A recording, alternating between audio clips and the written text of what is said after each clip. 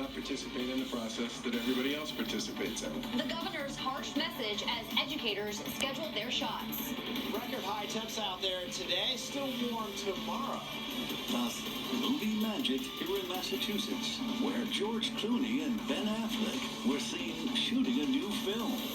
And on just one station, a trash truck goes up in flames right outside a Middleton home.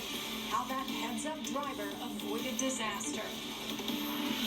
7 News at 9 starts now.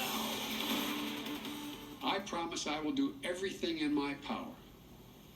I will not relent until we beat this virus. But I need you, the American people. I need you. I need every American to do their part. President Biden, they're addressing the nation tonight, vowing to get the United States out from the grips of COVID-19. It's been about a year since the virus shut the country down, and tonight the president is making bold promises. President Biden laying out 3 key dates. He's directing states to make every adult eligible to get the vaccine by May the 1st. He also says the country will have enough shots for everyone by the end of May. And by July 4th, the president says people will be able to safely celebrate. The night team's Eric Kane here in the newsroom with the very latest tonight. Eric. Kiki, this was a wide-ranging speech. The president spoke about the collective losses Americans have suffered this past year, the hyperpolarization over issues like wearing masks, and the unfair attacks on Asian Americans. But with vaccinations ramping up, the president said life could return to a new normal by this summer, but only if all Americans do their part. In his first primetime address to the nation, President Biden struck a somber tone, recapping a year full of losses Americans have faced since the pandemic ravaged the country. A year ago, we were hit with a virus that was met with silence and spread unchecked. Denials for days, weeks, then months. That led to more deaths, more infections, more stress, and more loneliness. The president says the U.S. is outpacing his original goal of getting Americans vaccinated quickly.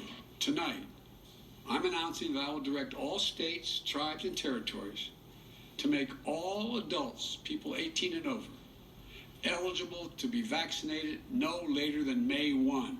President Biden called on all Americans to do their part to slow the spread and get vaccinated when possible in order to return to a new normal way of life.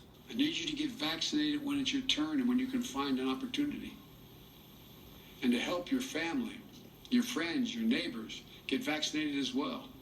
Because here's the point.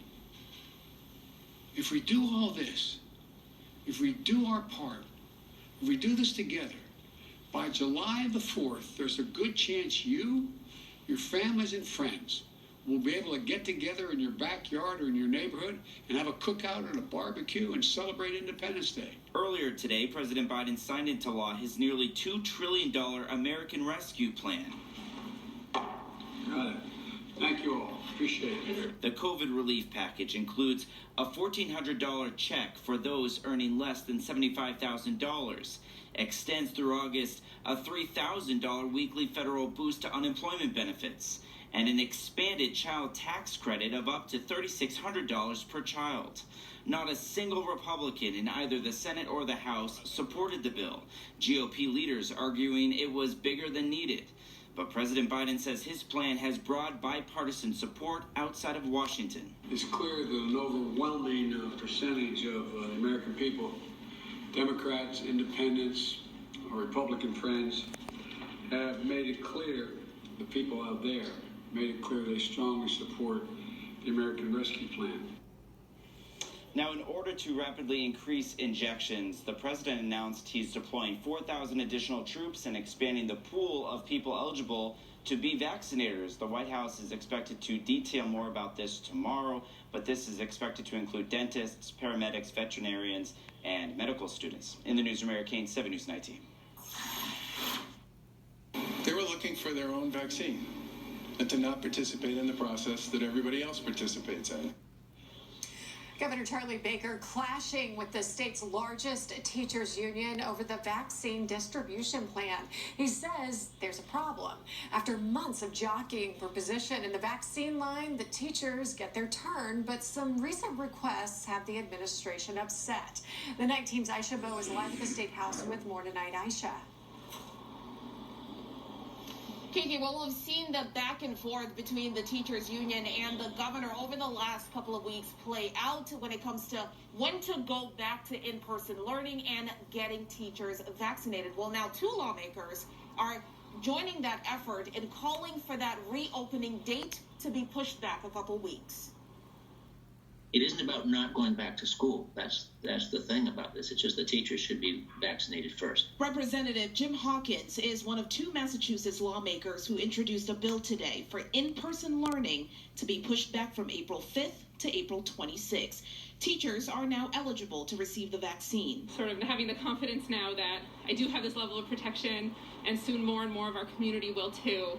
It's a huge relief. I'm so grateful. Hawkins says pushing the reopening date will allow for more of them to get their shots in time. We're asking somebody to go back full-time all day inside with 500 people, living, breathing human beings that could be passing the COVID. Teachers unions are also calling for the date to be pushed, and they're also endorsing a plan to have vaccines delivered by firefighters to teachers in their communities. Today, the Baker administration criticized teachers in a statement saying they are trying to, quote, take hundreds of thousands of vaccines away from the sickest, oldest, and most vulnerable residents in Massachusetts and divert them to the union's members, 95% of which are under age 65. The governor echoed the statement during a tour of one of the state's mass vaccination sites at the Reggie Lewis Center. I am not going to be in a position where I take vaccine away from people who are extremely vulnerable, who have multiple medical conditions and are over the age of 65.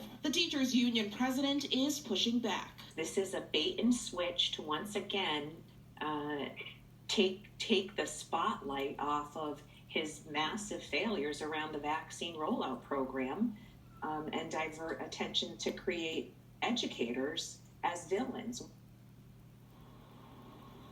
Now, the bill introduced today is not just calling for holding off on bringing teachers back into the building, but also other adults who work in school buildings. For now, we're live from the State House tonight. Aisha Bo, 7 News.